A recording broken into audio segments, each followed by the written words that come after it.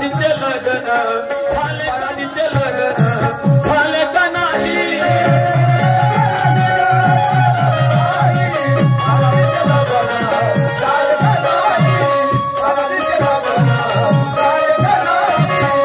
दोस्त एक प्रश्न का मैं क्या कहता हूँ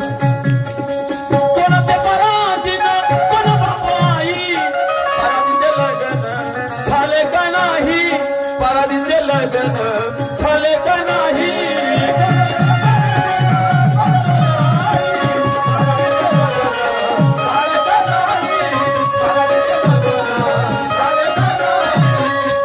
कोण ते पराधीन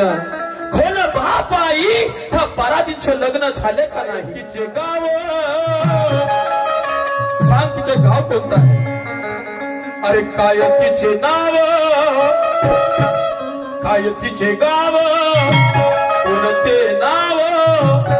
सांगा एकटीला इथे बसले मेरे परवरदिगार दोस्त सांगा एकटीला इथे बसले अरे कोण नाही ग बसले कोण नाही ग बसले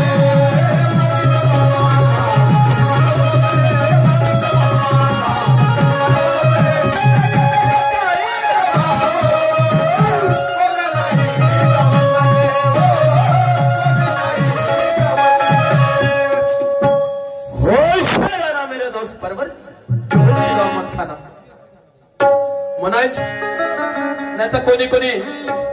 म्हणलं असन झालं असन ऐसा नहीं चलेगा होश में आना पड़ेगा होश में गाओ जोश में गाओ और जरा फसल में रहो समझे क्या चलो अब जो हो गया सो हो गया अब इधर मजा आने को चाहिए म्हणून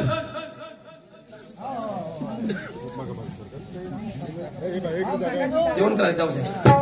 म्हणून म्हणायचे आहे कि होश में रहना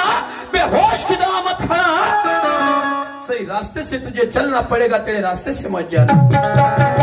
तेरे रास्ते से जाएगा तो पछताने की नौबत आएगी अरे तेरे रास्ते से जाएगा तो पछताने की नौबत आएगी फिर तुझे कोई न बचाने वाला तेरी मरने की नौबत आएगी कशाने म्हणाल अज्ञानाने तुम्ही म्हणा का मी म्हणा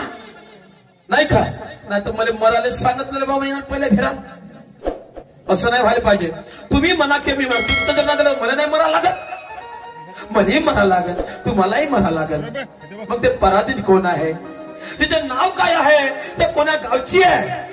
ते सांगायचं आहे तर तिला गर्व होता की कोणीच माझ्या जडातून निष्ठत नाही पण एक प्राणी तिच्या जडातून निष्ठून गेला आणि मग ते शर्त हारल्यामुळे तिला काय करायला लागलं ऐक काय म्हणतो आहे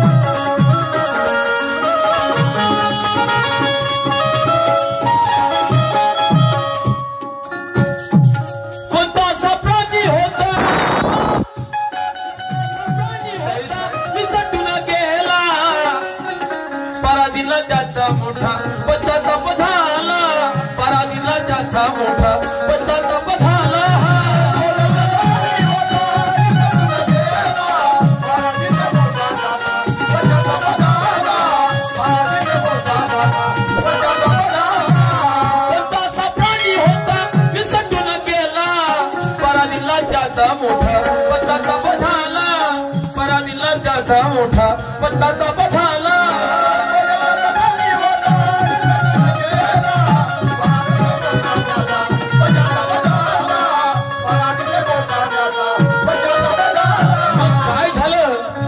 काय झालं शाहीर साहेब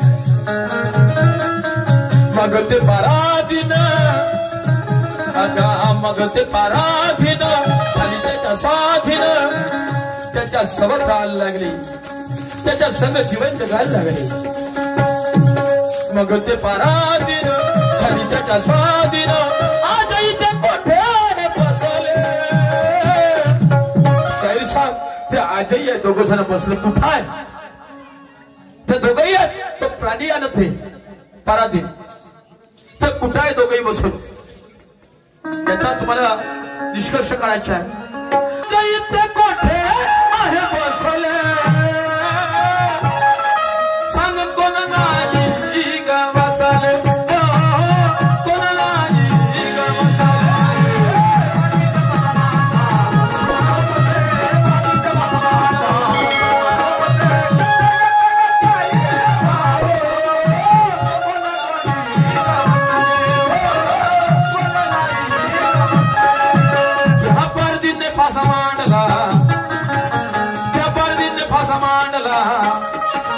पशु पक्षी मानव फसले सब शाही भाऊ कोण नाही ग बसले कोण नाही